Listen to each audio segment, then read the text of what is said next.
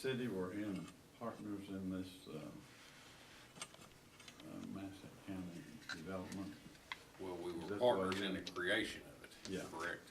And put money into the three, my understanding is the three entities did, the city, county, and the chamber.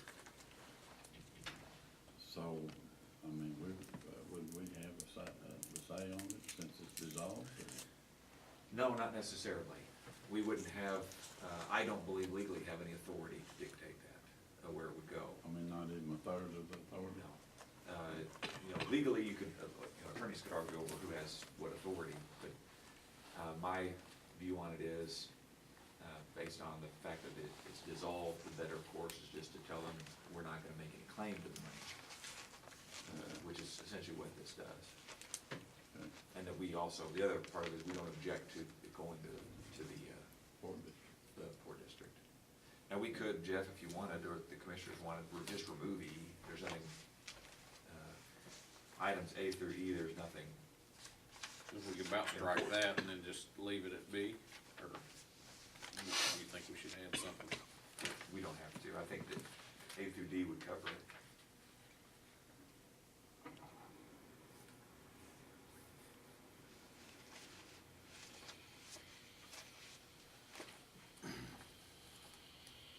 Well, if that's the case, then we need to, let's see, D, if we strike E altogether, let's see, where is Fort Massac? Continues to hold some liquid assets, commission for purpose of development within Massac County. We don't really need D either, then, do we? Whereas the Massac Metropolis Port District has been created in order to engage in activities. Not to get too technically, we don't need A through E. A through E just basically explains for someone who comes by later to, why was this? Why was this money given? Why was section 2 passed? Why are we doing this? And A through E explain why section 2 is passed. So the point of the recitals is to Hereby explain. release any and all claim right or intent. Yes. Transfer.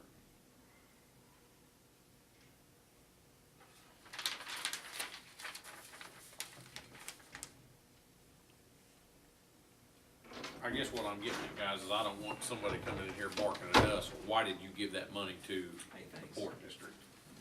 And I think the simpler we make this,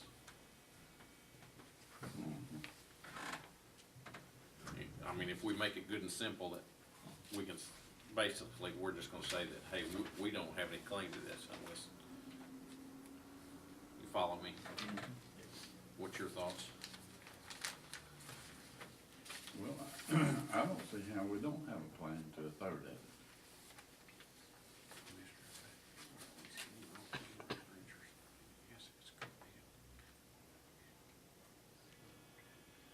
But, well, the three entities came together. Right.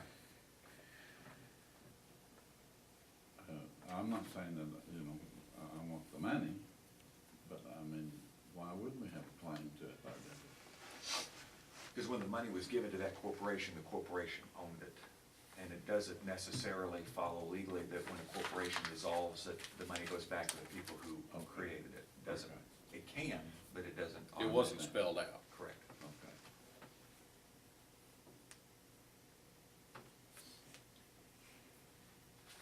So can we just strike A through E, then you redo it? I think we can. I mean, whatever you want to do, I'll do. The reason A through E were added was just to give Because- explanation for if someone does come Why back, we took action? right, why it was done.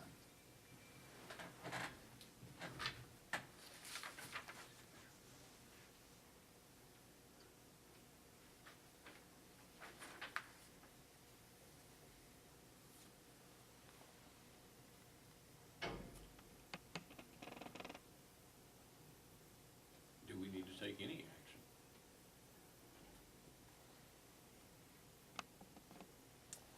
I mean, I don't think they can get the money if we don't have something. I don't know, well, we don't have the authority to do anything with the money, correct? I think with my understanding of what the members of the, former members of the Economic Development Commission and the current members of the Port District are wanting is just some formal blessing for that money to be transferred. Because what we have is money that sat in, about $16,000 sat in a bank account for Doing nobody any good. a decade at least, I would say, without it being used. I think dissolution was in 2005, and I don't think they were active well prior to that. The last appointment I saw over there was Charlie Eichert, and his term expired in 2000. I believe there was some deeds of transfer of parcels of real estate in '99, in the late '90s. Well, who owns what did they do with those parcels, do you know? It was transferred, I don't have the deeds in front of me, but I believe it was transferred from this commission to the city of Metropolis. I'm just basing that off memory.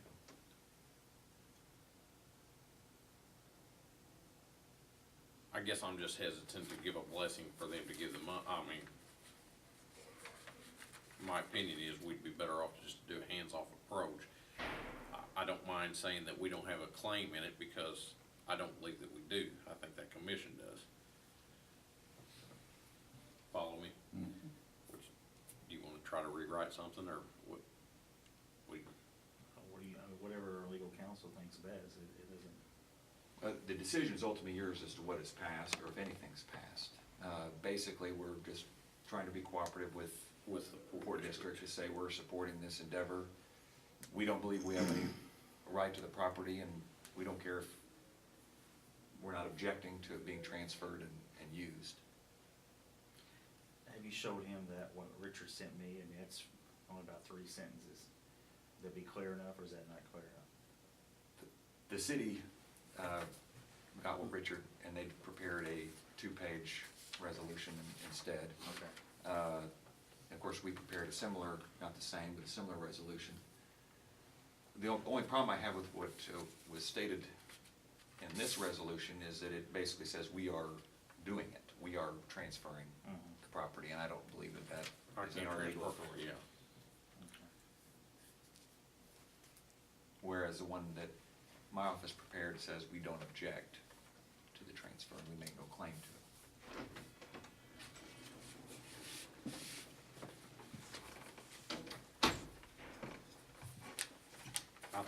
Personally, I would rather have one that says we don't have a claim to it. So maybe we don't have the authority to, we feel that we don't have the authority to.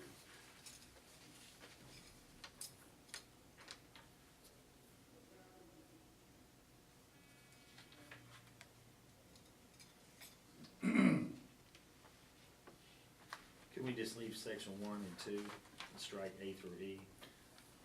Yes, the reason A through E are included is to give an explanation as to why you're doing 1 and 2. If anyone were to come in and you just had sections 1 and 2, they would wonder.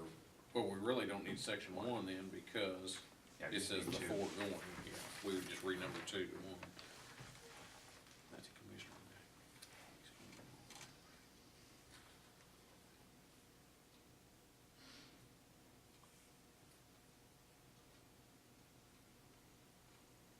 Well, that's fair enough, because it says we do not object to the transfer of any assets held in the name of Fort Massac Economic Development Commission to the Port District. I mean, Authority for use in job creation, job retention. So that's not really saying we're wanting to do that, we just don't object to it. You guys okay with that? Yeah. What do you think, Patrick? well, of course, I prepared this, so I think this is the way to go. But, whichever you think is best is what we'll do.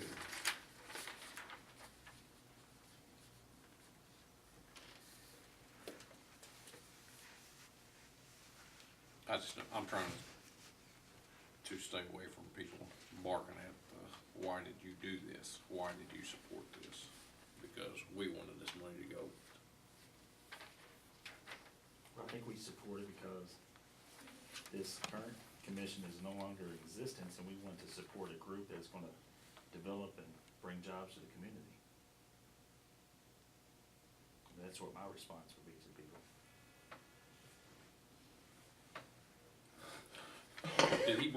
is, Yes. so it is officially knocked in the head. It was recorded on January 24th of '05. And for whatever reason, this is not listed on the website of the Secretary of State, but this is a form from the Secretary of State. I don't know if their website is not always Not up to accurate. date, yeah. Well, is there a motion to approve as printed? Can I make that motion? Second. Second. All in favor, aye? Aye. Aye. Motion passed. I guess, I need, all three of us need to sign one Yes, of these. just one of them would be fine. I brought extra copies. You can keep them if you want. Green pen? I got a black. You want Here, just take- yeah.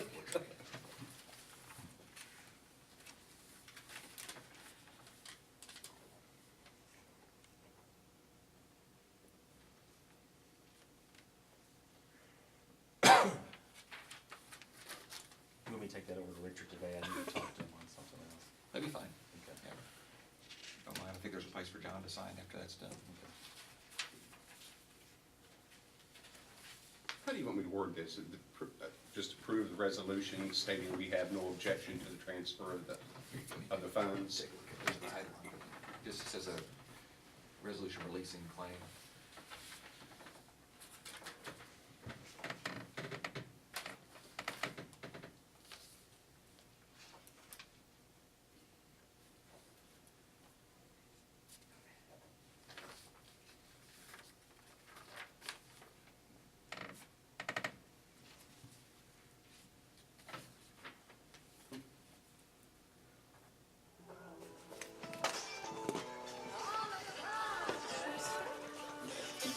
Are you disrupting my meeting, Michelle? You know I run a tight ship in here. Gerald, you got your phone turned on? John, Then we all start. John, do you want to keep this as the original? I think there's, Josh included a place for you to sign there at the bottom too. It's All another right. attestation after it's numbered. Okay, will do. All right. And you can, Jeff, if you want a blank copy of it, you can take that one, John. Oh, okay. Thank you all. Thank you, Patrick. Have a great day. You too. Dana, step up to the plate. Tell me about some money. Patrick even left me a good penny. Well, you may be able to make payroll next week. You Squeak, keep digging. squeak by. Well,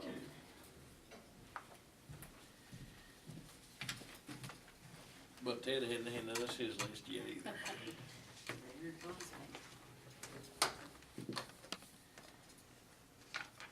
We pretty well Is this got- some of this is last week's report starting here, 2/4, 14. Okay, last week it was 43, correct? It's added and subtracted. She, Well, she about wiped it out with payables, didn't she? Mhm. the Juanita I paid think about it's 40,000. caught up till December, I believe, Juanita said. Is that December 30th or December 1? December 1st. First or December the end? I think all of December, I think she said. Anything exciting happening down there? Very good tax sale. Now, what are you girls gonna buy with your tax sale money? Just all goes to the same place all the other money goes to, so. Hey, when would you all want to get together, and didn't we want to get together and talk about the CIC? Do you want to? Okay. Anytime is good for you. Who all needs to be involved there? Well, I would think you and some of your employees, Juanita, maybe John, and whoever wants to. John didn't. Maybe even Patrick, I don't John wants to be know. involved. What, does Patrick need to be in John that wants to thing, be in or charge what's of your? the meeting. I think maybe just Cheryl, Anita, Okay. me and you, then if John does. Okay. All right, because like I said, I've talked to them a few times, and they have some suggestions, but I don't know if that's what we want to do. I'm open for suggestions. I mean, I just as soon make this thing work. Okay. It is getting better, am I understanding that I right? think their CIC's really pouring in some work into it, and Cheryl and Juanita also, so. One thing is, and I had checked with Juanita, I think they supposed to put a pop-up about that printer in the system. It's good to help out in the future, but, I know like IMRF, when Cheryl went to do the report, they had nothing for IMRF, no reports, no nothing, so, I think Cheryl said yesterday they were designing a program for that. Tomorrow So you won't they're- be here, will you? Yeah, we're closed tomorrow. So Courthouse is. Thursday, will you be here? Mhm. What's a good time Thursday? You know, I think Cheryl's off on Thursday. Her On husband's Friday. having surgery Okay. on Thursday. Or will she be out Friday too? Yeah. Okay. He fell Well, over at maybe, Wendy's and. Maybe later on today. I got a dentist appointment at 1:50, but, maybe we'll try to get together. Okay. We can at least just kind of talk about it. Okay. That'll work. Anything else? I think I'm done. You got anything? I'm good. All right. Thank you. I'll make you. Yep. You gonna- Sorry, Michelle, I'll You just showing the leave way? you out. Hot seat. But, how are you? I believe this is the first time I've ever had handouts for you. Oh, good. You want something to hand out? It's about this. Yeah. Jason and I talked about. I don't know if they've read it, so let me Probably. have them a chance to look at it. I did call Ron and left him a message, Okay. and I have not heard back from him yet. Okay. So I'm sure he'll call me today or something. It was yesterday afternoon before I got a chance to leave him a message. So I don't know, is he in his does he go there every day or does he check his messages? You know, I think he checks his messages, Okay. and I believe he might have a separate, CPA office, separate somewhere, either in Anna or Carbondale or both, or Marion and both, I'm not Okay, sure. I didn't know, but Yeah, I'm gonna have to message to give his a call, so. okay. And Keith probably will be able to provide you with a lot of answers. Jason received a letter from Franklin County and Williamson County Commissioners Board. And basically, they're asking, this county commissioner board to sign an intergovernmental agreement, which you had not signed before upon their request. And that's to consolidate Massac County, Johnson County, Franklin, and Williamson County together under one ROE in 2015, June 30th, that will take effect. So we're about 16 months out from that closure. And Jason and I've talked a little bit, I've also talked with Patrick. I was at a state meeting last Wednesday, and we discussed multiple things dealing with the closure of the office here at ROE 02 and 9 other offices in the state. One of the items that was discussed was the EAV formula. And I'm not sure, that's why I talked with Patrick, to represent you legally, why an intergovernmental agreement needed to be signed, and if it was signed, what does that do to you all as a county commissioner board? In talking with the state representatives last Wednesday, Kelly Middlestad, our auditor over the state auditors, indicated, yes, the EAV formula will kick in, and that's what I use, and it would include you all in Massac County, but Matt Duncan, your future, potentially your future regional superintendent brought up the fact that one county had not signed an intergovernmental agreement, and it would be you all.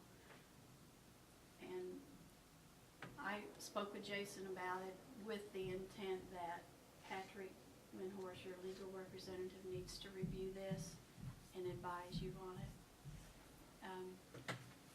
I don't know if you're included on the EAV formula, if you do not sign it, or if you do sign it, or if it doesn't matter. I really can't give you that legal opinion. But you have talked to Patrick about it, and he's kinda knows what you're talking about. Yes, and I think he and Jason have talked, and I just think we advise you to make the best decision you can for Massac County. What's the status on the property out there? Kind of explain that to us. Okay, right now, the Metropolis building here from Harry Chris, which was donated to the regional office many decades ago, is housing our CNA and several safe school students and GED students. We're still running the programs We are not going to be taking the adult ed grant next year. I'm gonna finish the year out with a zero balance on that account. But keeping that in mind, again, back to our Wednesday meeting at the state level, there were indications from the Auditor General's office that we need to be closing accounts, reducing them down, and selling property if we have it. Well, we used to run 7 instructional sites. We consolidated down over the last few years. We're down to 3. As of December 31st, we're down. We closed another one at Carroll. So we're down to the one here in Metropolis, our main office at Ullen, and then we have one in Union County. The Metropolis site will operate next year. We intend to operate it with GED services, CNA, and be a support for our districts in this county and elsewhere for safe school services. If they have a child they need to transfer. Is that just through June of 15? What happens after that? June the 30th of 2015, we're shut down. It's done. What I had proposed to Joplin Maple Grove School Board, if they were interested in the property or the building, they needed to let us know, and that was a directive from our Regional Board of School Trustees. I also proposed that same question to the Massac Unit 1 Board. And so at this point, we've had no interest. I think in a little bit with Massac Unit 1, they feel like they've got several empty buildings anyway, so they don't want to take on another empty building. So the Regional Board has asked me to discuss with you all whether or not you would like the building. And if you would want to run GED through it, of course you'd have to have grants to do that, or any other adult ed program. That was Harry Crispus's intent, to have adult ed educational services there, and that's why he donated the building. Let me ask this, like after June of 2015, you're out of the picture, Matt's, taking kind of position over everything. What is our responsibility as a county? Do we have to provide a building, or do they lease, could they lease a building from us? Or is it our responsibility to provide a building and a secretary and something? Per the school code, and it's very generalized because we're a 5-county. So even years ago, when the code was created, it indicates that the county commissioner board shall provide the regional office of education an office with staff like a secretary and a truancy officer. It's so general, you really can't, identify exactly what you have to do. However, what we've always done is include your county and work with John on an EAV formula. And just basically over the last 30, 35 years since the office has been open, had $99,000 assigned to all 5 counties. We never wanted to go over the $100,000. And then your EAV formula portion, percent, which was around, I think, John, what, 35,000 annually. That was your part of the code met. And then what we've done, we've taken that money and used Harry Crispus Center to run adult ed, GED, CNA, Safe School HAYOP, which is truancy students, and we run a lot of students, over 200 through that program annually, with those dollars you sent, and grant dollars. Okay, well, I guess what I was, if we was interested in the building, could we use the building as we could turn around and say to the regional superintendent, we will let you use this building for free, but it's gonna be a value of $1,000 a month, so that would come off of what we have to pay for our EAD. Is that possible? You could work it out with your future regional superintendent. And at this time, we know that Matt Duncan is likely to run, but there may be a Republican that runs against him as well. So, but that current superintendent could work a deal out with you. Well, As of now, there's no Republican on the ballot. If the Republican Party can appoint. Yes. let's I've say, been trying to work.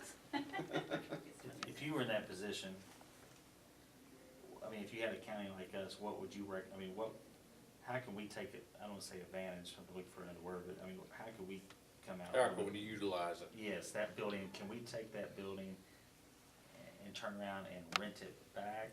Or can we donate it to the regional superintendent for a lifetime that we don't have to pay a lower percentage of EAV every year to help us out?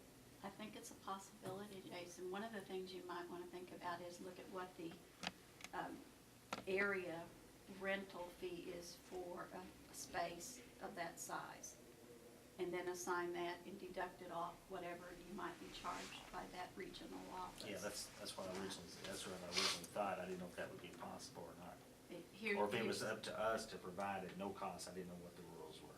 Yeah, and there, it's so general in the code. But here's what you may run into with that. We write a lot of, in fact, we have 7 grants that help run that building, have had in the past. 4 adult grants, adult ed grants, a vocational grant, a safe school grant, and a TAOP grant.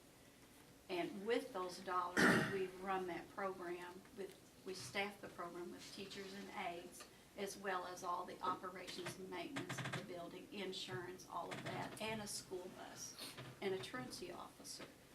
So my question would be to you all, that's a very good way to start looking at this.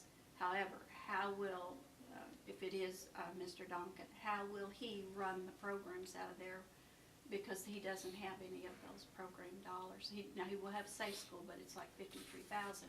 So he'd have to run that potentially among 4 different counties. Will he have enough money to run a program in Massac County? He doesn't write for any of the adult ed grants, nor the vocational grants. Is it his responsibility to hold a program in Massac County?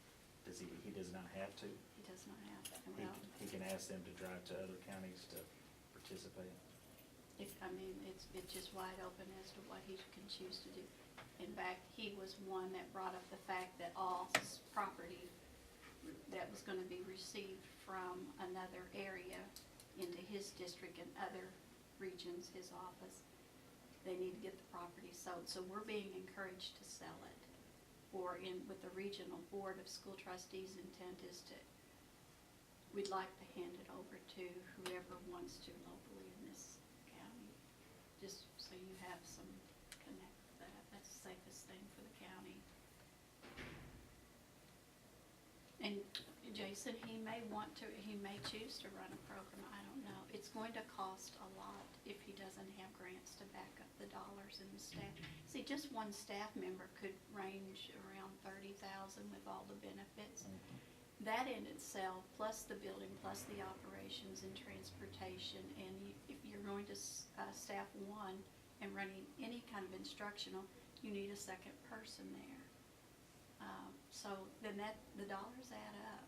So the future of that office and the programs will depend on what you all want to do with the building and your future regional superintendent. Now, if we had kept the 5 counties together, we could have kept the grants together. That was the whole intent. And at one point, I did some numbers, and it was $814,000 we were keeping the 5 county together. We still could carry on grant dollars and generate dollars to run the programs out of the counties. Well, with it being divided now, Massac and Johnson going to Williamson and the other 3 going to Jackson, we've lost all that ability. We don't qualify any longer. Is there any, like other counties that you were located, was you paying rent on buildings at other locations, or was everything just kind of donated? It's sort of donated. Schultz Center, we have a structure there that we have, it's around, I think, 8,400 square feet. It's a very, very nice facility area. They heat, air, all utilities included, and it was $286 a month. Yeah, and they only charged us just because they had to show something on the books, but it was really a donation. So we had Alexander, Pulaski, and Union County students and staff there. We've had as many as 84 staff members because we're running all these programs. And of course, we've reduced down because we're delegating the grants out to, now the TAOP grant's going to the districts. In fact, I'll be meeting with them Thursday morning to help them write that. So that'll be something that won't necessarily need to be housed out of the building here in Metropolis. We're hoping the Massac Unit 1 high school will take that and get it from the state. safe school, it has to be under the regional superintendent, because by the code, they're the only one that can administer that.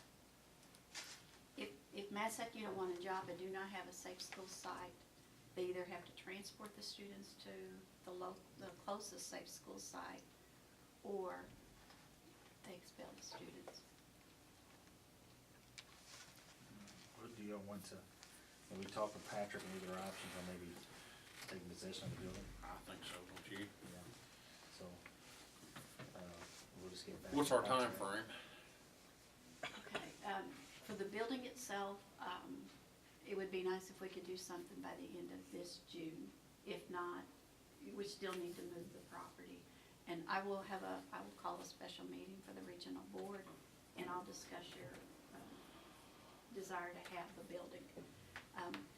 At little to no cost is what we're trying to go for, and I know the regional board will support. They want someone to take it locally. Another consideration is, I know some of you have already been involved with this, but we have contents in the building.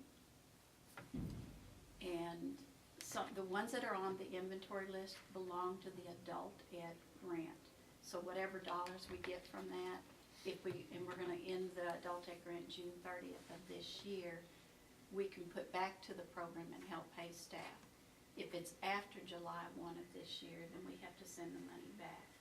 So the contents on the inventory list, that's what we'll be doing, a silent bid with the districts, and they can bid highest bidder. We'll try to estimate a cost, and they can go for that. The other stuff that's not on the inventory list, we had a shed out there, and it was full of materials from 20, 30 years ago. And we did have an auction with that, along with some other stuff from the local individuals. And we were able to get about $2,900 worth off that auction to give to Coats for Kids. So whatever's left, we are gonna have the schools come in and identify what they would like. We're gonna do a drawing. So we'll empty the building. Now, if there's an intent of your board to use the contents of the building, I would like to know that, so I don't put that on the list. If there's something of value that you think you would use for future programs, please let me know. You're welcome to go by and look in the building at any time. A lot of it's educational stuff, but do you have a thought on what you might use it for in the future? I have no clue. I've never been in the parking lot. I mean, I just didn't know, my main thought was if we could get the building and then, whoever the regional superintendent is, work out a deal that, order the EAB formula for us, that we can value a value on that building for a monthly cost to help us on our EAB, so it's less money coming out of our, Out of our pocket. Out of our pocket. That's the only reason I thought that. Well, one of the things that we know that some of the county offices do, and I believe Williamson County does, they provide an office with staff. And I'm not sure if they do 1 secretary, 2 secretaries, or if they have a truancy officer. That's in replacement of the funds. So keeping that in mind, if you weren't able to get the full amount, you might be able to get a portion. And that would help your budget a little bit too. Yeah. But it kind of goes back to who's going to have the dollars to operate the building? And what kind of programs are you going to be able to run through the building? Because you don't want to have a secretary there with a desk and not be doing anything there at the site, but providing a secretary and a desk in the building. You need to be doing something that has educational purpose to it. Okay, that's my best case scenario now. That's for you all to decide, but it's a service center to me. Well, thank you for explaining all that. I think we just would talk with Patrick and try to get together soon. Okay, and I've gone over this with Patrick as well, and he had thought of a couple of different things that might consider using. And some of you would go through the building and see if that might be something you could use it for as well. Yeah, just let me know, and I'll open it up and walk you through if need be. Well, thank you. Yeah, maybe somewhere down the road, we all can just meet with you and set an appointment and we can walk through there. Sure, and if you want to do it sometime after your board meeting here, and we could go over, we have right now, I think we have 5 or 6 students. So they'll start in March, April, and, so there shouldn't be too many in the building. So it wouldn't be a problem. Well, thank you. Okay, Thanks for coming thank by. you. It's down there in Hopkinsville. It used to be owned by the Christian County Highway Department, and this an outfit down there named Jones Brothers Trucking purchased it from them. Apparently, I don't know exactly how the counties operate down there, but they had several new ones out for bid, and they were getting rid of this one because it had some engine problems with it. There was a valve problem with it, and it kind of blew one of the engines, it blew one of the pistons, and so they had to do an overhaul on the engine. So that's why Christian County got rid of it. Jones Brothers bought it and did the engine overhaul, and it's got it back into really good shape. And they don't need it, so they were wanting to sell it. So we were looking at trying to buy it maybe. How long have they had it back?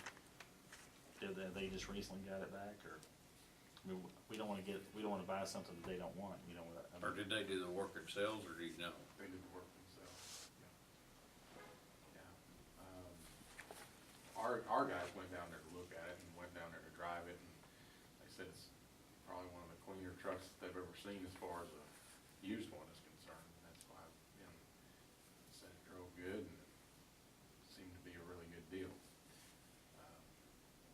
It's just, it had 153,000 miles on it, which is not by any means a brand new truck, but You guys wanting to make a work truck out of it, or, I mean, a tool truck, or? no, this is a dump truck you're gonna Yeah, use for a dump truck? Yeah, we were wanting to use it because one of our trucks that we usually haul our lowboy with, when we haul equipment around the county, is getting real old and kind of in bad shape, so we were wanting to use it mostly for that. But it would also be a handy truck because we don't have A shorter truck. a single axle. Yeah. We have a smaller Ford single axle, one-ton truck, but this is a bigger single axle that we can use and get in smaller spaces and everything. It does have the Christian County actually put in a new transmission in it as well. I know it sounds like this thing is piecemeal together, but the story we got on that is that somebody that was changing a clutch out ended up breaking bell housing on the transmission when he was trying to change the clutch out, so kind of ruined the transmission, and they had to put a new one in. It wasn't, transmission was bad, it was just that ended up doing that, and when he was trying to fix the clutch, so that's the story on that. You sure this thing ain't a black cat? next thing you know, No, tell us I'm it's got a not- salvage title. I am not, I don't know, it's not been wrecked. I mean, I'm not Yeah. a mechanic. I don't claim to know a good deal when I see it. How much are they asking for it? Well, they were asking 28.5. We've got it down to 27. 28.5 for a 150,000-mile truck? Gerald, what do you think about that? What model is it? The 2008 International. I know you can't buy these 2008 new anymore, but the new ones on the state bid contract that are single axle International 7400s are about 100 to 105,000. God, that's a lot of money. Yeah. I mean, I didn't realize stuff cost that much. Yeah. I really don't feel like you won't put just a heck of a lot of miles on your single axle, will you? Not right at first. I mean, eventually, yeah. Well, I mean, We- you're not you gonna know, use it as, All our backhoes often around, and as, backhoes yeah. around, and everything like that to do work throughout the county. We're not gonna be putting. it won't get the miles put on it to the tandem wheel, though, will it? No, because we won't be running back Yeah. and forth to the quarry and stuff like that. Is it a manual transmission? Manual transmission, it's a 5-speed with five and 2 or whatever they call it. 5-speed, 2-speed axle? Yeah, yeah. Yeah, so, I wouldn't even bring it up, but our mechanic and another guy out there that's good at mechanic work both went to look at it, and they think it's a good truck, but, Well, sort of get in the shape where we might start needing them again, and this is, you know, an alternative to going to try to buy a new one. Is this like, have you looked at other ones? This is the best quality truck, the best price so far, or is this the first one? There's not just a heck of a lot of single axles to be found, is there? There's not, no, they're not very easily found. Why is that? They just don't make them? People don't They get rid of just, them. They just don't get rid of them until not a they're hell of a done. lot of them built, period, but, Yeah. I mean, they're just, when you need one, you need one, but most of the time, you don't need one. So you know, I'm not I think it's a good deal. I mean, I'm not 100% saying Do we're you gonna really, go ahead and Gerald? buy it. Yes, sir. Okay. If you get the money to pay for it. We got that in our budget for equipment for this year, but How's that gonna leave you for the rest of your budget? Zapped? well, no, I think in our budget for equipment, I had around 100,000 in there, and I'm not really sure what other equipment we're gonna need this year, but So that's 27. about a quarter of it. Once you offer him 25, tell him you bring him a check, see what he says. Probably not people knocking the door down for that, do you think? Get a good deal. Puts a hurt on them. Tell them the commission is a bunch of tight asses. Yeah, Delete that I off hear the you. tape. What's going on? It's on YouTube,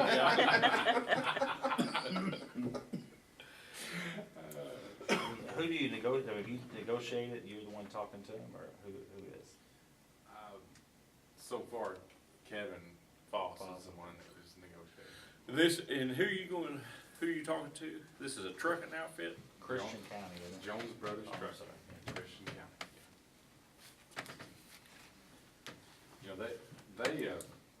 You know, they bought it to use for themselves, but they figured it was too nice of a truck for what they wanted. So they thought they could better serve themselves by getting some money out of it and getting something less. Apparently, what Kevin said is these guys bought that racetrack, Calvert City Racetrack, Raceway. And they were wanting a truck for down there, but they say this one's too That's an awful too nice nice truck to do for what they're doing. what they want to do for it, so they probably want to get this money out of it and buy something. That Works, work but- that they did on, does that come with any warranty, or they do the work themselves, or how's that work out? The engine overhaul and stuff? Yeah, I don't think there'll be any warranty on any of it. Is it a diesel? Yeah. What is it, 466? It's, I'm not sure the size, it's one of the Max Force 10s. That, it's international, that was the older. Before, now your newer tandems got a different engine, but Well, this is that, what, 2008? 2008. That's pretty new. they're, it may be 466. Kevin says it's good, you got my blessing. He's the man that's gotta work on it. Well, that's kind of what I figured, you know, if he probably wouldn't stare us down the road. No, I don't think he's not looking for job security, he's got enough to wear up stuff up there, he can. Yeah, exactly. Does it come with a new set of tires? I didn't ask about the tires, I don't know how, They're high, aren't they? yeah, tires are pretty high. We don't want to put bald tires on it when we go up there and pick it up. That'd probably be $600 a pop for a tire, wouldn't it? I don't Yeah. know if a tire. He thought excited about that forklift, he was out there working on it in the cold weather. Kevin was? Yeah. Yeah, that needs a few He got parts, it to I turn think. over and he said the engine sounded okay. I don't think it started, but he got the flywheel to work, you know. Yeah, it needs something in there, gear or something, and then, of course, it needs a propane. Yeah, flywheel's supposed to be bad. Anything else? Okay, that's one thing. Just kind of as an update, the North Avenue Country Club Road deal. I called Cameron and reported that light. They're supposed to go out, come out and check it out. Do When did you whatever. talk to them? To me, it looks like the light's brighter. I don't know if Well, they changed it or not. This morning, when I was coming up Country Club Road, coming to the office, it was on and it never did shut off. That's what I was gonna say, I think Yeah. it stayed on. I'm through there so much, I don't pay that much attention to it. I drove through there one day last week, one evening, and I made a point to look, and to me, it looks like it's brighter and it was on. Yeah, I don't know if I just caught a lucky moment or what. You may have, I don't know. Same thing this morning, I was thinking, I thought I might have caught a lucky moment this Yeah. morning, just seen it on and working, but, we'll see. I To mean, me, the bulb looks brighter than the other ones right there in that path of road, so I thought maybe. It may be in a whole new I thought maybe outfit. they changed it, Yeah. you know. They may have done something with it, Okay. and I, at the same time that I called them about that, I called them and asked them about this blinking light deal and about getting electric service there. And I just don't, in my opinion, I don't think that's gonna be worth our while. Reason why I say that, when you get the electric service there, you have to pay for the actual work. You know, the lady on the phone couldn't quote me any kind of pricing, because she said she would have to get a field engineer to go out and meet me out there and go over what work we wanted done, and then they would give us a kind of a cost on it. I kinda think, would you do that with one service and bore under the road, or how in the world would you? I don't know You if gotta you get would- power to both sides. Right, exactly. You'd have to bore into the road and do it that way, or you'd have to run an overhead line and drop down. at That's those another locations. problem. So, yeah, it'd just be more things to take care of, but the thing is, you know, they would quote us a price for the work, plus, they said you'd have to, the person in charge of paying the electric bill every month would have to establish an account with them and go over all their paperwork and sign up for the account. There would have to be a meter put out there, and we'd be responsible for the bill every month. I think their basic, she said this was all approximate, wasn't set in stone, but their basic meter is like $25 a month without any electricity. And then That's whatever just like electricity meter you use fee on plus top of that. kilowatts. Yeah. Right, so I'm assuming that you probably wouldn't get by with any less than $50 a month there with a light blinking 24/7. So over a period of, that's $600 a year, over a period of 3 years, you could pay for a solar one. That's not even counting the lights and everything we'd have to put up there. Yeah. And that's, I got some quotes on that, and I don't Well, really understand the quote What very she well, was but- giving you a quote on, that would just put the service in, you still don't have to have an electrician to put the light up. They're only gonna go to the meter. That's right. The light itself is like, $600 versus $1,800, 600 for the hardwired Yeah. versus $1,800 for the solar. And then you'd have to do the work to install it.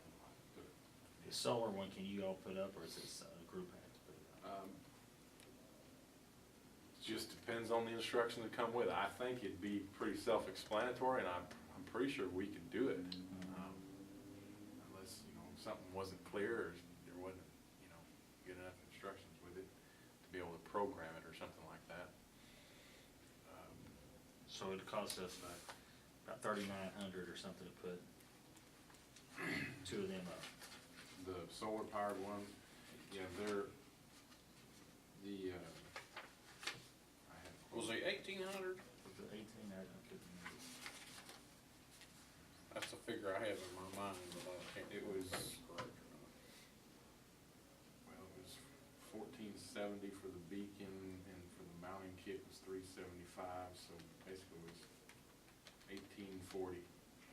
1845 times two. Might as well say $1,900, but. About 3,700 for two of them. Do you have to have batteries with the solar? Just the sun would charge during Now, the day. they have, yeah, the solar What panel. holds I don't the know if power? they have a capacitor in there that holds the charge while it's dark out. Something's got to hold it, don't it? Yeah, something's gotta be in there. There may be a battery, there may be just a big, large capacitor, or I don't know the internal workings of it. So any way you look at it, it's gonna be expensive. I told Jeff and Gerald last week when you weren't here, that I got a quote on those stop signs that actually have the LEDs embedded in the stop sign. They're even more expensive. They're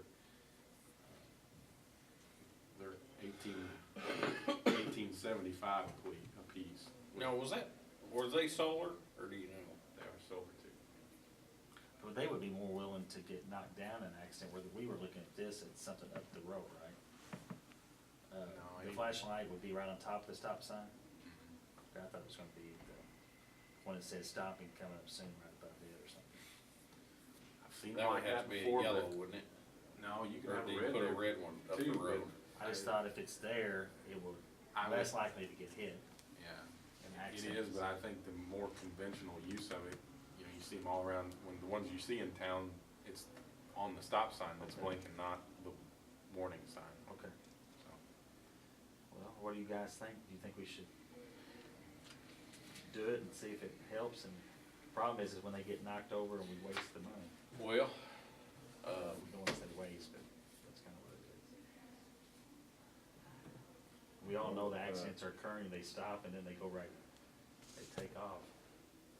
or don't stop, period. If somebody knocked it over, I mean, if they did what was right, they would report it and pay for it, I assume. Of course, if it didn't damage their car, they may just drive off. Do you know, I mean, is that the way it works, like if I was involved in an accident and I tore up county property, is my car insurance paid or how that fixed? I think you could claim it, but I don't know the mechanism of that. I mean, I've not been involved in that. I mean, there's accidents that happen a lot of times when nobody's called, it's not really reported, we don't know who it is. Right. And also there's vandalism. I mean, we had some guy the other day over near Jonesboro Road that, well, our guys think it was a guy that just did it out of meanness, took his four-wheeler out and just ran up on a stop sign and knocked it over. And we called the sheriff's office and, I don't know what ever come of it, we reported it and they said they were gonna go talk to the person because there was four-wheeler tracks from their trailer down onto the stop sign and then they backed up and went back to the trailer. Where's Jonesboro Road at? It's pretty obvious. That's getting down your neighborhood. That's kinda what I'm thinking. Gun Club Road going west. I can't think of the crossroad, but it was crossroad with Jonesboro. And I don't, Cram? it wasn't Crim, it was something started with an A or something like that. I can tell you later on, but I don't remember. I guess it may. Sheriff knew who it was, Maybe, put it yeah. that way. Maybe Sheriff's they- Department maybe knew this they get her person, taken they've care had of. problems with him before, so I'm sure it was done out of meanness. But, you know, Civic use. my whole point is vandalism happens too, Yeah. and something. I think that's gonna be pretty attractive. Don't you? The only good part is it's a busy area there. Yeah. But the other thing that I haven't thought of, I mean, I thought about it, and we haven't discussed it, is, you know, the people that live there, flashing red lights, gonna be flashing in their windows, and they're gonna be mad about it. I know, the only person, I mean, I don't know anybody that, in the Memorial Gardens that's gonna care, but on the other side, Board Suttles Suttles. live right there. Yeah. And they've that got a is lot of all up glass in their house. They've told me though, they would, wish we would get something trying to done at an intersection, so, I don't know. It's, I mean, I can. Do you know them? Yeah, I know Trish really well, and I can call You her and ask her what Kinda she get thinks their about it. opinion before we do any, I mean, I don't wanna impose on our peeps. Well, my thoughts on the financing is, we put some signs up, we can see how that goes, and, if people are hell-bent that there needs to be flashing lights up there, well, put your money where your mouth is, and you guys raise some money, and we'll put it up, and we won't be responsible for replacing it when it gets stolen. And if, somebody runs through it, hits it with a car, we will attempt to have a claim on their insurance. Do you see anything matter with that? I mean, if they, No, I don't see anything wrong with that. I don't know that we can be held to putting it up, because we may be strapped financially where we can't. Yeah. It's just, it's one of those little expensive items that. Yeah, I don't think it's ever gonna, and I personally don't think it's gonna solve the issue. Yeah, Now, it may solve an issue with an out-of-towner coming through there not knowing where they're at. I don't know. I just more or less wanted to tell you what the prices and everything that we're looking at, and, you know, it's not anything we have to really decide today, it's just something, it's, again, food for thought. We put the other warning signs up, you let it ride for a while, see if that helps. You'll talk to Trish? I will. Thank you.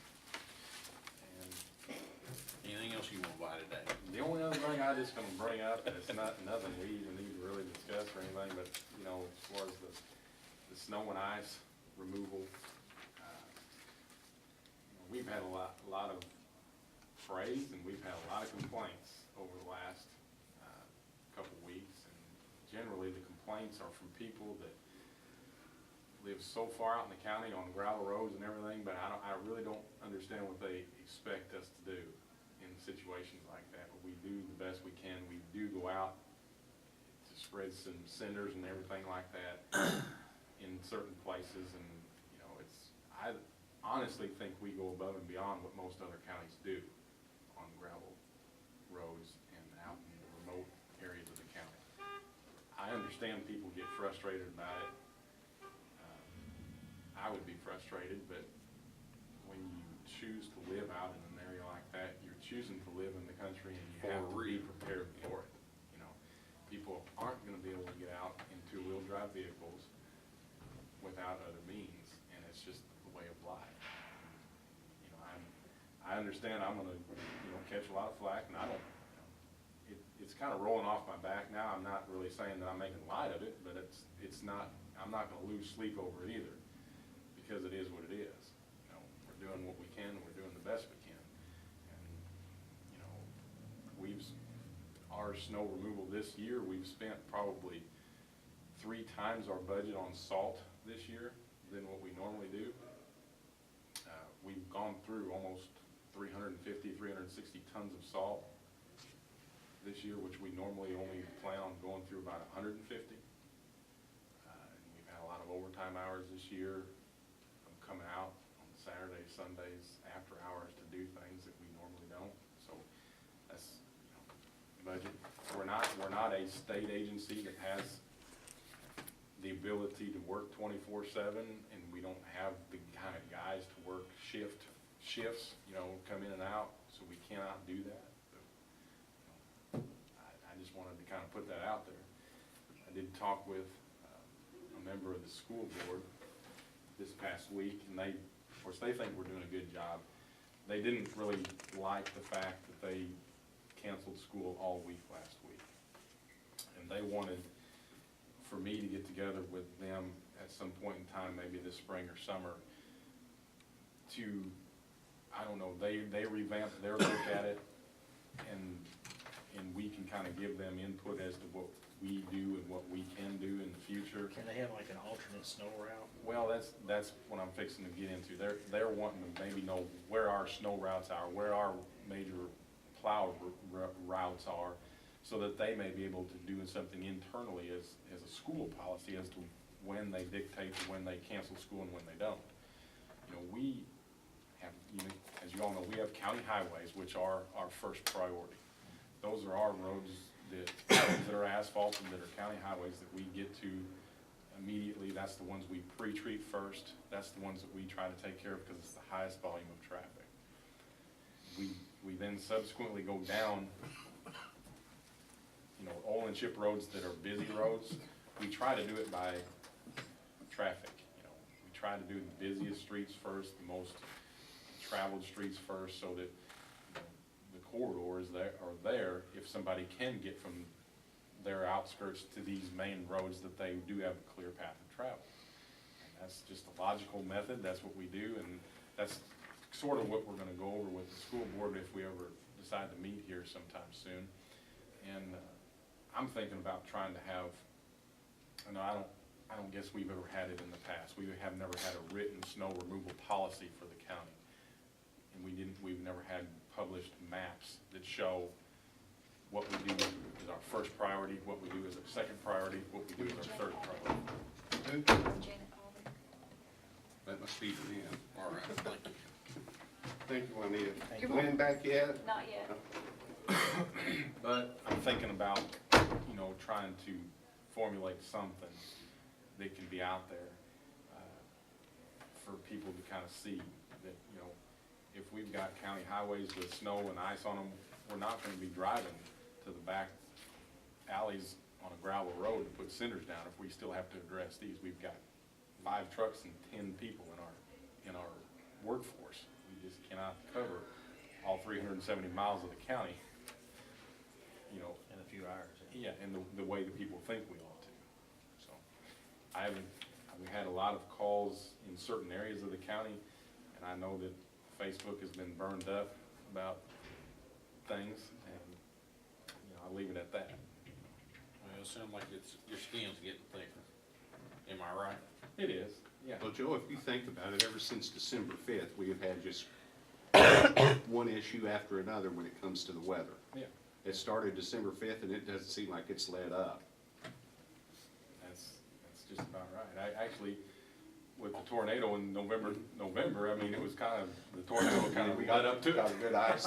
You know, things was pretty smooth before Joe come along. You know, I- actually, I'm what starting they to see the nucleus of this problem. I must have, that's why I shaved my beard. I thought that would bring Change spring things. to us, and I think it's working, because next week's supposed to be 60 something. Yeah, I seen that, that's exciting. So hopefully we won't have to worry about the snow and ice anymore this year, but, you know, that's I- kind of my plan as we move forward to maybe, I know it's not gonna make any difference to the people that live in these outskirts, whether we have a policy or not, but at least it's out there to where they know ahead of time what we do and how we do it, And why what we our, do it, what yeah. our objectives are, so that they don't, you know, just, I guess they could badmouth about that then, Well, instead of the, you know, open-ended. You know, Some my of those- opinion is, your complainers that are complaining now about snow in the summer, they're gonna be complaining because you're not mowing, or because the roads are up. As a general rule, your complainers are gonna be complainers. On the gravel roads, the ones I drove, you do the best you can. I mean, there's some road with cinders. Just gotta let them melt. You know? And If you live in the country, you ought to have four-wheel drive anyhow. You gotta learn to toughen up. But I think that is a good idea if you do meet with the school with the, yeah, 'cause sometimes you do see that some, you know, bus route on the alternate snow route or something like that, school's open, so. I'm not sure what the school's objective is in this, but I know from what the board member had discussed with me, I think their ultimate goal is to not ever have school out for an entire week over one snow event again.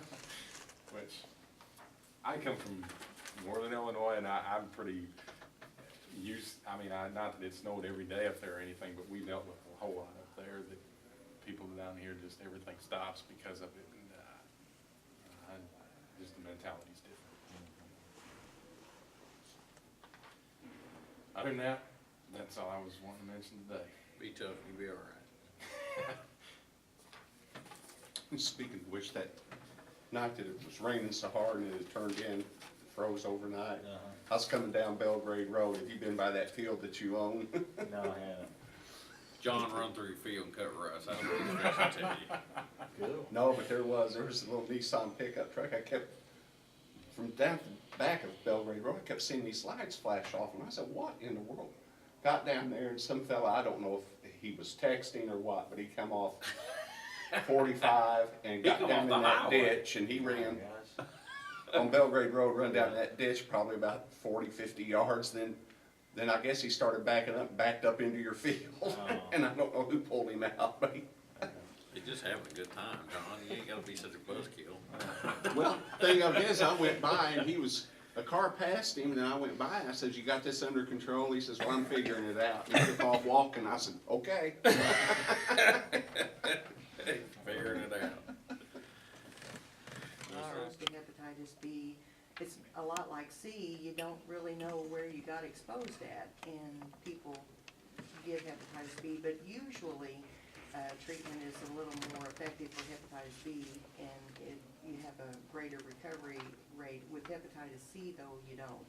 People don't recover as well. Usually there are better treatment modalities out now, and you have a 50-50 chance with hepatitis C. Once you have treatment, you can achieve a full recovery, or it may just be a marginal recovery. But yeah, 2 people in Massac County, and actually the 2 people that had the Hep B were related.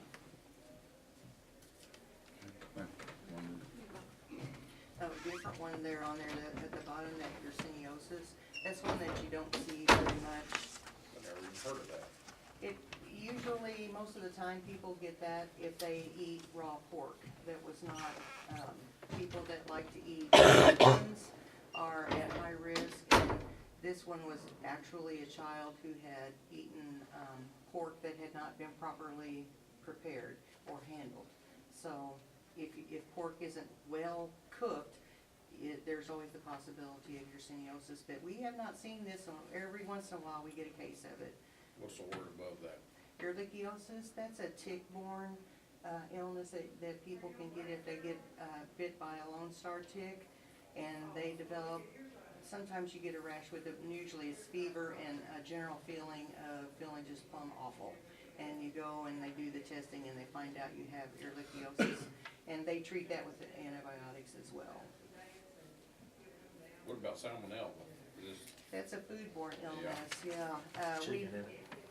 Yeah, generally chicken, it can come from, refried beans is another, none of these were associated with a restaurant. A lot of times you'll see that associated. outbreak of something Yeah. one day? All 9 of these were associated with, people all going to an event. It was an event, a family, Somebody I brought You gotta watch your deviled words, eggs, don't it you? wasn't, Yeah. yeah. it was like a family reunion. And somebody did not properly prepare or handle. So somebody got excommunicated from that family. Yeah, yeah, it was bad because it really, and for those, 9 people tested positive for salmonella, but 14 others also were sick, but not to the point where they had enough of the salmonella circulating in their bloodstream. That person didn't fix that out of Yeah, that. they're out. Yeah, you really do gotta watch that. You can come and eat, just don't bring any. When I go to a potluck, I always You know, that's what I really want. careful who brings in what. Yeah, it's always good to pay attention to that, and always remember with foodborne illnesses, it is dose related. So if something's questionable and you still don't wanna hurt somebody's feelings, a teaspoonful, you may just get a little bit of a tummy ache, but 2 teaspoonsful can really make you sick, but so you just eat just a small amount, and you won't get so sick.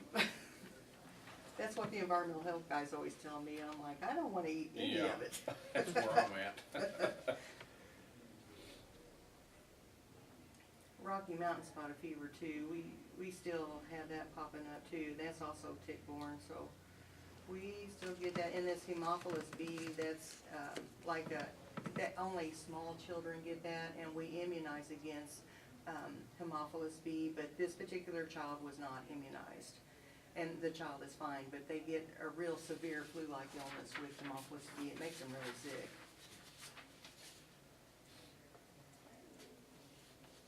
How about, like you'll read sometimes some parents don't let their children have those shots and stuff when they're born, because just their beliefs. I mean, are they at Yeah. a lot higher risk? They are at very high risk, and we work with the school nurses too about when you have children who are not immunized, you have to make sure that if an outbreak starts in your school or among the family members or something, to really watch those kids and try to keep them away from the kids who are presenting with symptoms, because they'll catch it.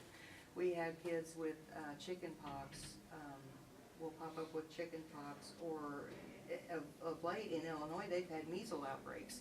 And we shouldn't be having measles outbreaks because we've had the MMR vaccine since, gosh, the 70s. That should be not even an issue, but anymore, because parents are not immunizing their kids.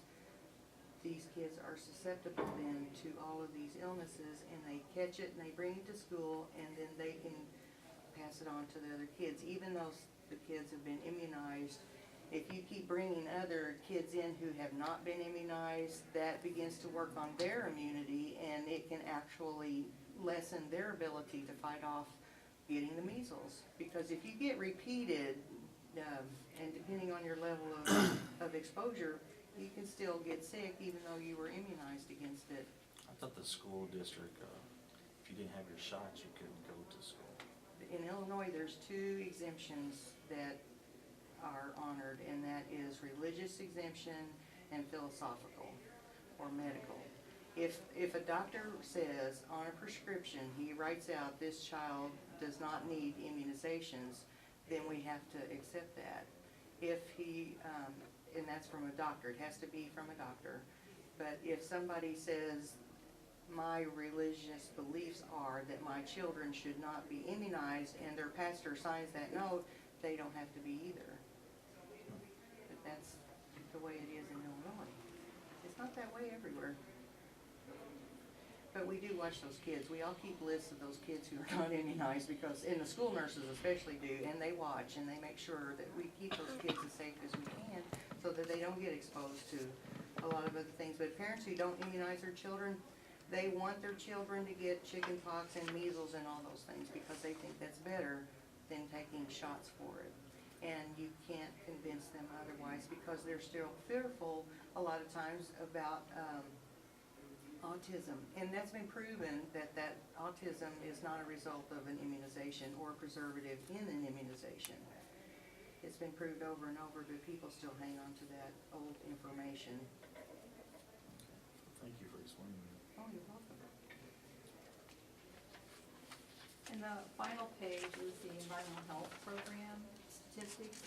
That's our food inspections conducted, the number of food establishments we have, the food inspections conducted, temporary food permits issued, the mosquitoes, pools that we tested, and actual mosquitoes that we test for West Nile virus, the water well permits issued, and the septic permits that were issued.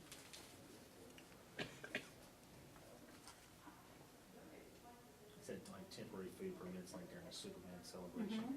Yeah, the Q's Superman celebration, the encampment, yeah. And also if like chili suppers and that sort of thing. They have a permit. Oh, they do, like at the schools and stuff? Mhm.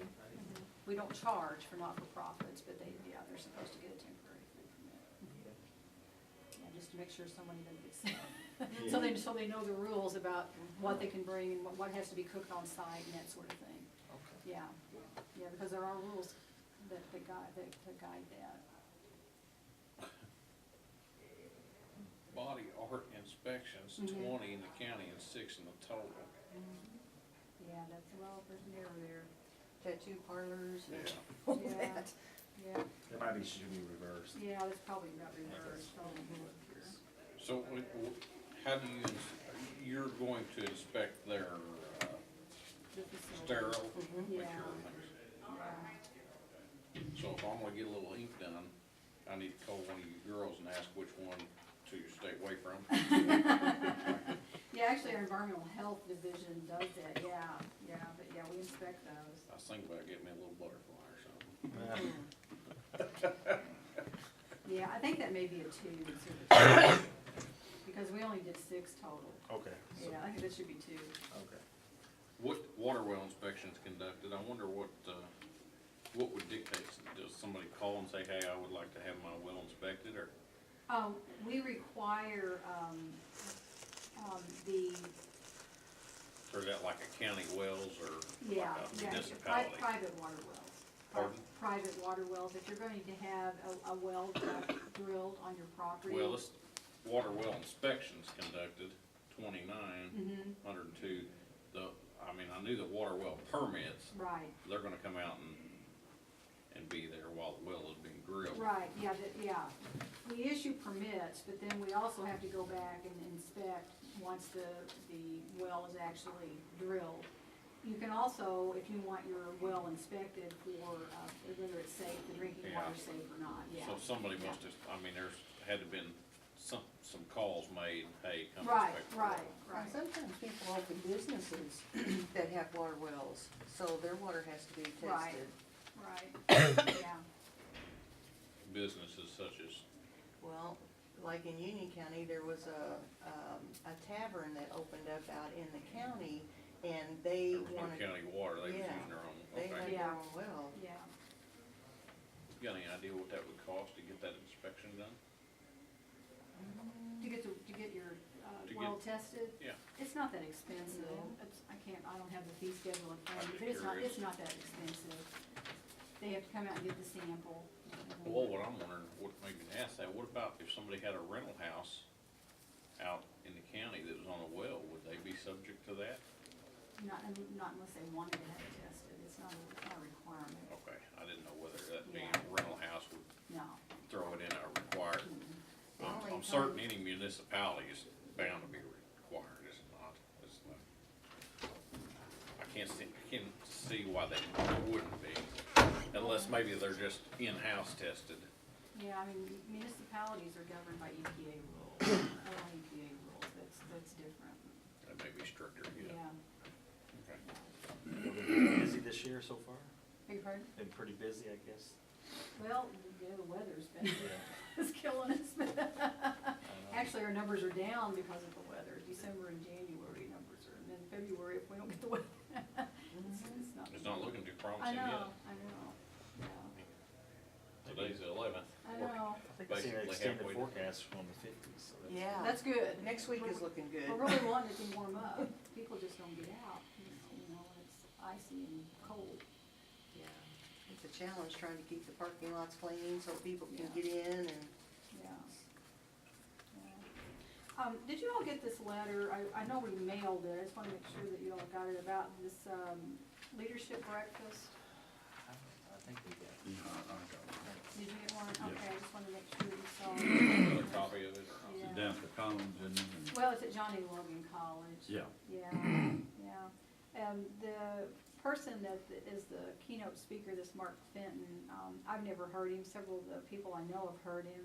They say he's an excellent speaker, and he's gonna talk about how to make your communities, more, healthier in terms of built environments by, you know, improving access to walking paths and just like, and sidewalks and just a healthier community for exercise purposes.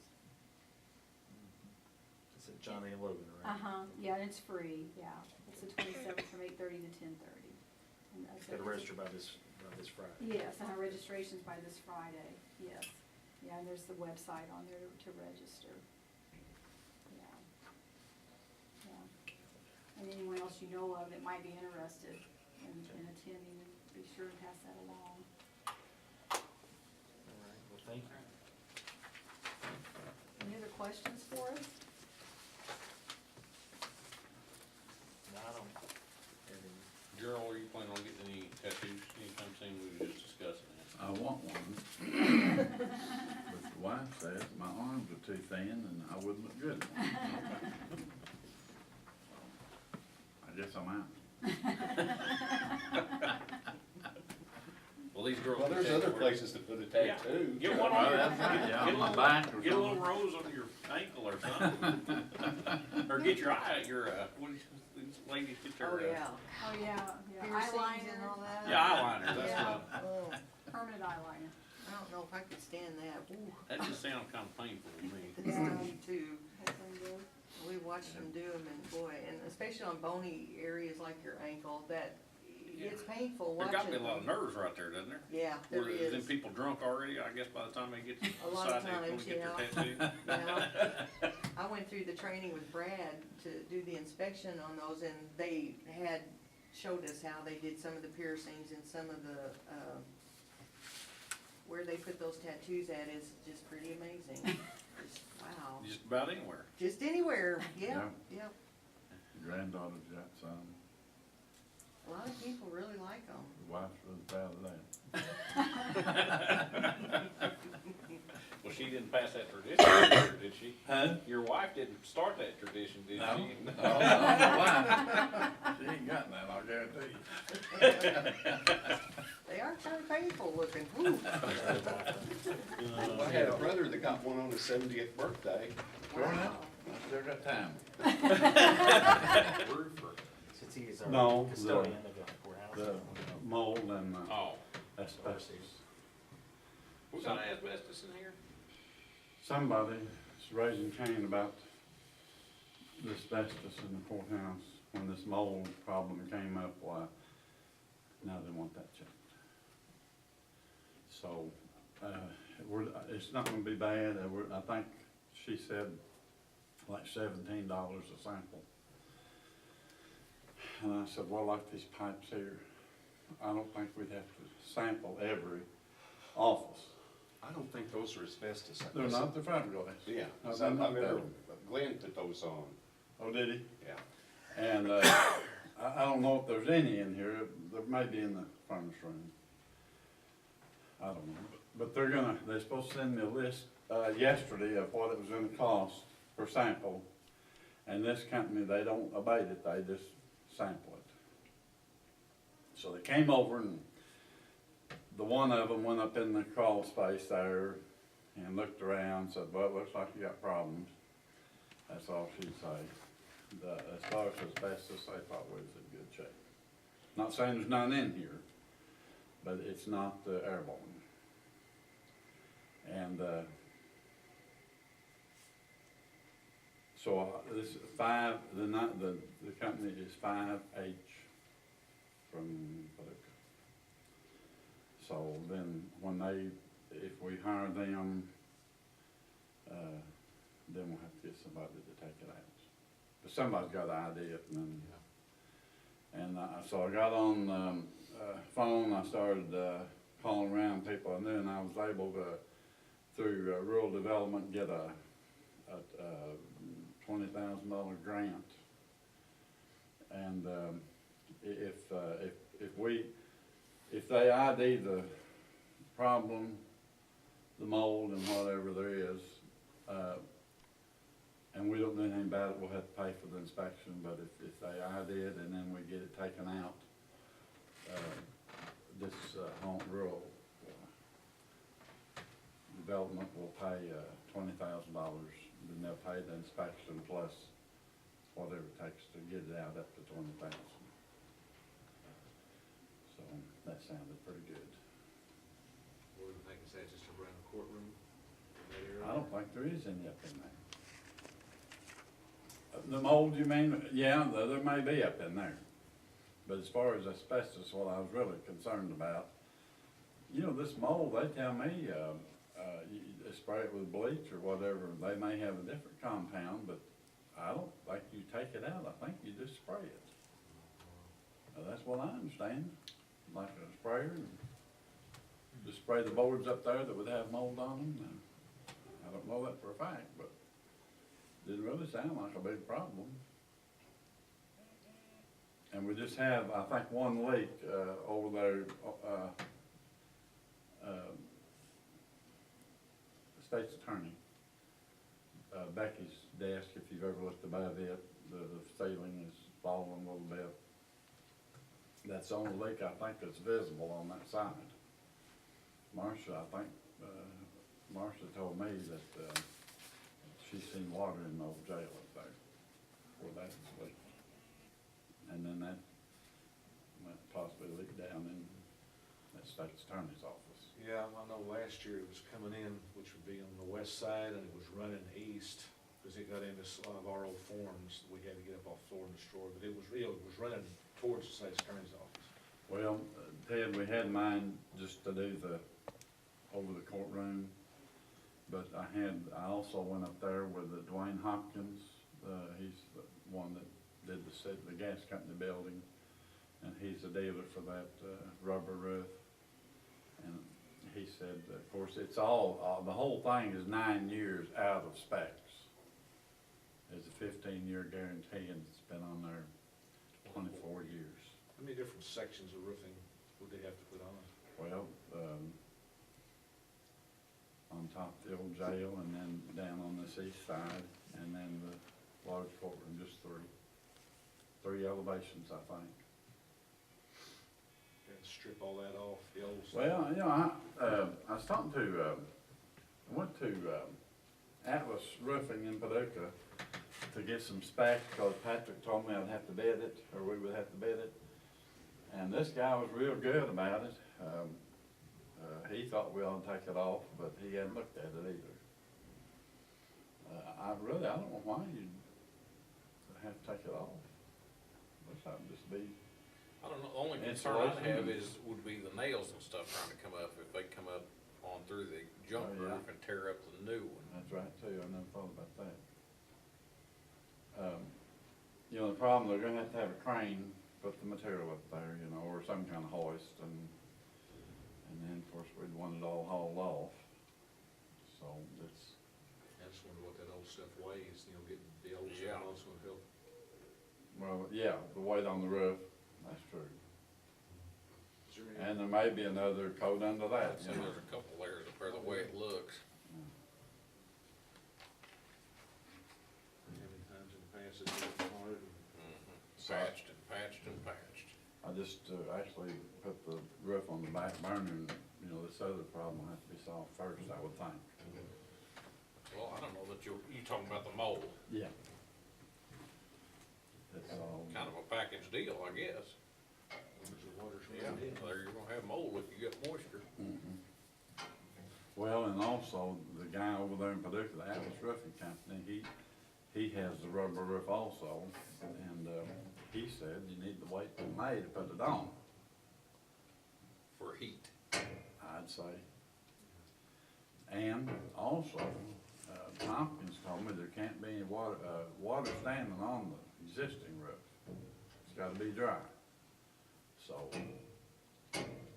now, you know, I mean, Good we luck got with that for a questions. while. I mean, Yeah. you're gonna have to catch a, really, they're gonna need a 10-day dry forecast, That's right, ideally.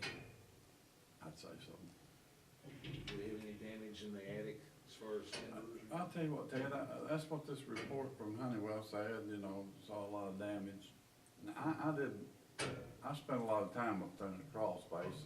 Of course, you've got those great big, trunk lines, you know, for the air conditioner, and it's hard to see. But I got up there about, a couple of weeks ago and took my flashlight, I got a good light, and I shined around, I couldn't see any damage at all. But I didn't crawl back up in there. I'll tell you what, a lot of our problem is,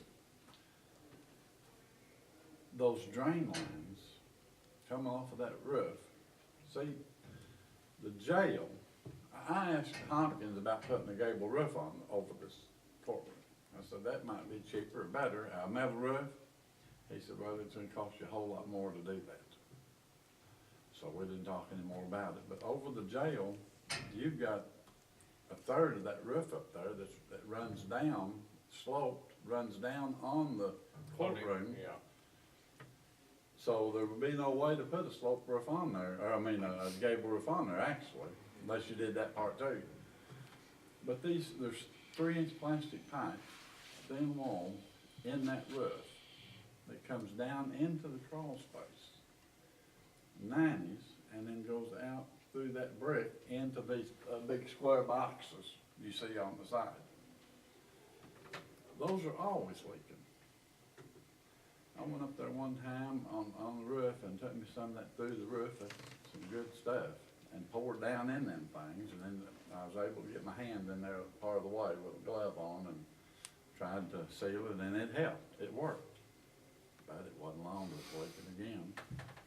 And that's just pouring water from that roof, just pouring it right out of them 90s. The seat, I don't guess they even glued them. I don't know why they would, I mean, they shouldn't leak at all for 100 years. But that's just collecting that water and then letting it out right through the ceiling.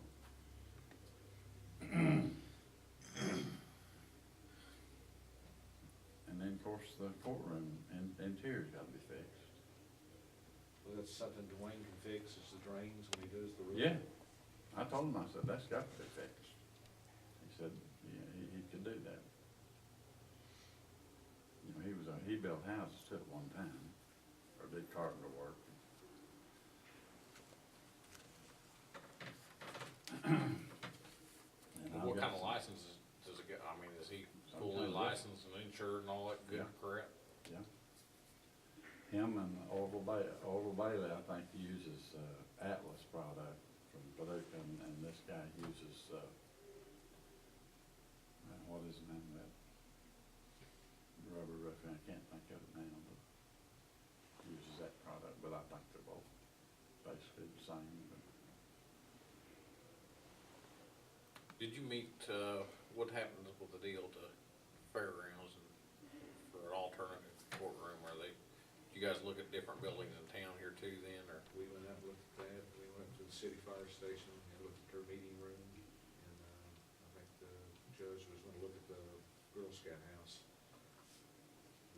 Just to see, I mean, for right now, they're gonna use a small courtroom for, traffic days, but what they're trying to do is get something set up for jury trials. And they got one set for April, like 3 weeks. They got it taken care of, it's gonna be in the community room, the basement, the bank, everything. Oh, okay. Yeah, they've already sent a letter back and forth, state's attorney has, only thing we have to do is make sure we have a computer system down there that will coordinate. That's what I was told by Patrick, cause I asked him on Friday. That's the one I didn't wanna mention to him. He said he was gonna talk with the guy from the bank, but that's good.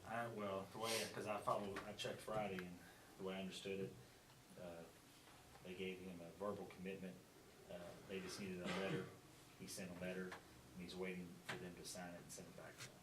So, I don't wanna say it's 100%, but judge, I think, was all right with that.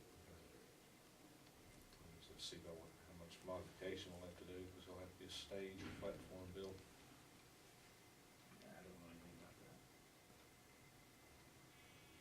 You know, I don't know on a temporary thing like that, but I was reading some of those specs. Did you read any of that? Yeah. I didn't read it. For that. They've got specs that the judge is supposed to be like 6 inches higher than the people complaining out there, and there's specs on all that stuff. In a temporary situation, does it have to be like that as well? I guess it depends on the definition of temporary. Yeah. Yeah. We'll have to make arrangements to have security up there, we'll have to have, a bailiff, we'll have to probably move the metal detector up there for the trials. Now, is this a criminal case coming up in April, or is that the, I believe that's the civil one's coming up first.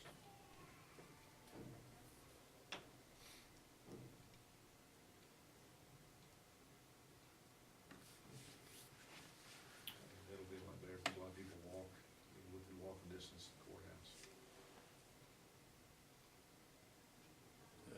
That's good down there, you know. Heat, good heat and all. It has a separate entrance that they can just. don't it? Outside? Yeah. Yeah, we can. I guess Pat mentioned we have to make some sort of signs, put that in front, say, you got court, need to go around to the back and come in the back door. Right. Of course, they have elevator too. well, Unless it's open. if it's, I mean, if we're strictly talking about the only thing that'll be down there is the jury trial, correct? Most people will kind of know where they're headed anyhow, won't they, I think. Well, see, the first couple of days when you get your jury pool comes in, so you might have 75, 80 people coming up at one time. Once the jury is picked, then everybody will know that, who comes in the back door. It's just the first couple of days. And we could have somebody standing out front. Yeah, directing traffic.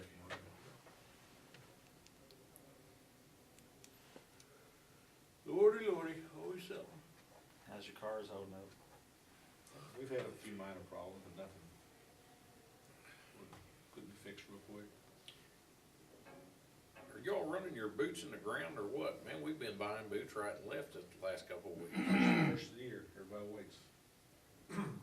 Was it last week we had one individual boot purchase that was high? Was it 2 weeks? 2 weeks ago, I think. You wasn't here last week, were No. you?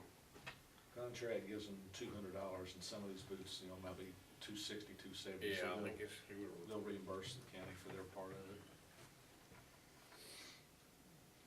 It's just, you get a cheaper boot, and they don't last. Ted, I did have a person ask me on this wreck out on Purcell Road where a Clayford got hurt so bad.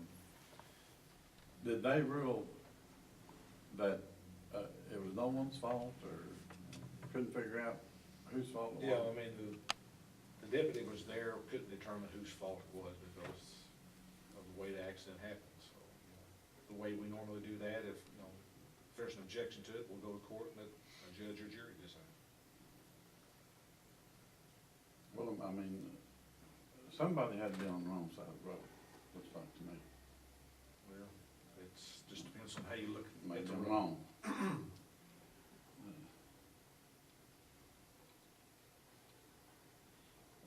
And one other thing, I know you're aware of it, Becky fell out here on that snow. When it's snow like that, is there anything we can do to get that snow What hurts is, melted or removed, or? see, it snowed and ice come down and it froze by Monday. And when it freezes, it's hard to shovel an ice cube Oh, on something. yeah, you can't shovel, you've got to do something else. She got, Marcia and trustees did the best they could to get the courthouse open and got the front part open. Yeah, Who fell? Becky Reed. I didn't know that. Hurt, she said she got hurt, but she's okay. She Maybe missed it did hurt. a day or two's work, but she Kinda didn't go to the hospital or nothing. Kind of like looking at the city, not, doing all the sidewalks in town, once you start, Where do you stop? Yeah. and then, here again, how much are we gonna spend on asphalt every time it snows? That's why we've roped off some of these entrances, just, you know, keep people off of them. Well, will that ice melt, will that work in that situation? If it's 17 degrees or colder, it won't even work. Okay. And it was. I'll tell you what amazes me is the people that put their kids up there on that Superman statue with that ice up there, and I'm like, I mean, that seems like that's about as dangerous a place as we got around the courthouse.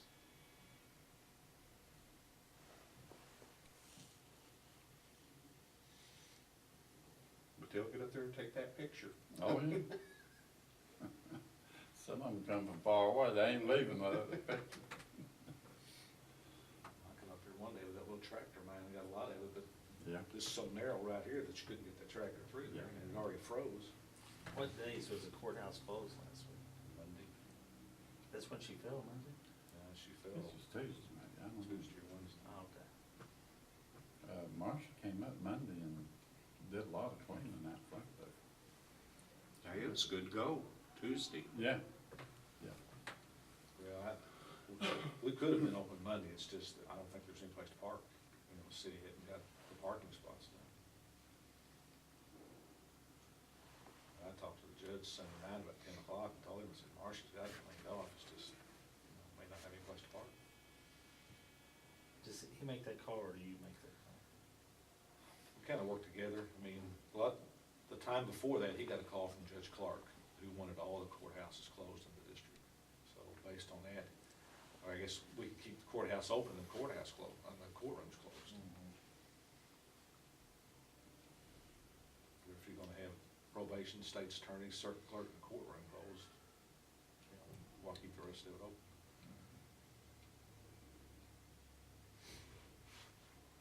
You don't get a whole lot of traffic those days anyway.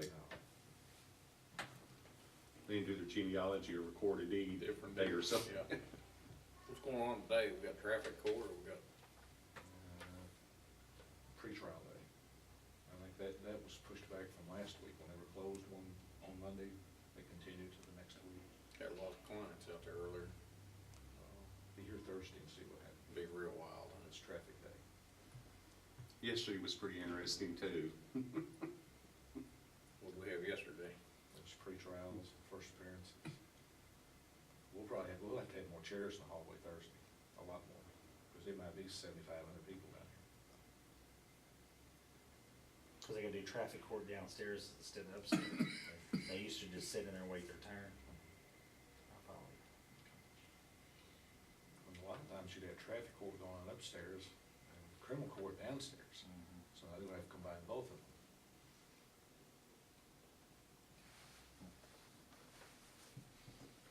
Can we have traffic court at night? I don't know, if you get the judge come up here tonight. That'd be the tough thing right there. That was a show I used to watch when I was a kid. Yeah, night court. Wasn't Bella from around here, the original one? I don't That know. was Judge Wapner. I'm not sure.